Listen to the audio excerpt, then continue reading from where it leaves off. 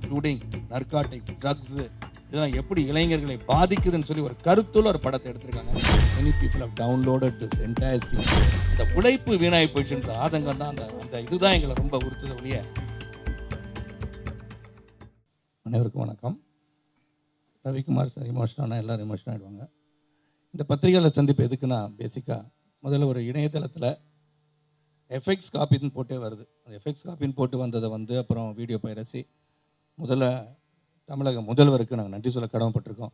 ஏன்னா இப்படி நடந்துருச்சுன்னு சொன்னோன்னா காவல்துறையை விரைவாக முடுக்கி விட்டு அவங்களுடனே செயல்பட்டு சைபர் கிரைம் ஏசி சுதாகர், அப்புறம் வீடியோ பைரசிக்கு டிஐஜி ஆறுமுகம், அப்புறம் IG intelligence Jaffar Sait, DC Periyaiya, AC Radhakrishnan, இவங்கெல்லாம் இப்போ நிறையா பேர் பேரை சொன்ன, இன்ஸ்பெக்டர் சண்முகம், நிறையா பேர் சேர்ந்து இந்த உடனடியாக எவ்வளவு முடியுமோ இதை அரெஸ்ட் பண்ணியாச்சு. ஆனால் ரவிக்குமார் சார் சொன்ன மாதிரி ஆல்ரெடி அதை டவுன்லோட் பண்ணியாச்சு. Many people have downloaded this entire scenes. இது ஒரு ஆர்டரில் இல்லாத, முழுமை பெறாத, எந்த அளவுலையும் ஒரு இசைக்கோர்ப்பு செய்யாமல், சவுண்ட் எஃபெக்ட்ஸும் ஒழுங்காக பண்ணாமல், ஒரு ஜென்ரலாக இந்த படத்தை எப்படி வந்திருக்கு ஒரு சீன்ஸை பார்த்த பிறகு இதை ரெடி பண்ணி ரீரெக்கார்டிங் 2 நாளில் பண்ண போகிறோம்.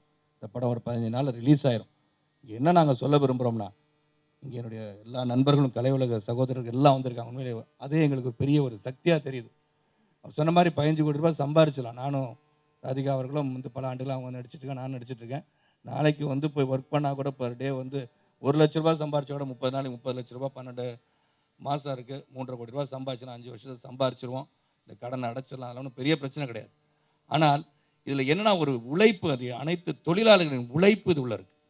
அந்த உழைப்பு வீணாகி போயிடுச்சுன்ற ஆதங்கம் தான் அந்த இதுதான் எங்களை ரொம்ப உறுத்துத ஒழிய.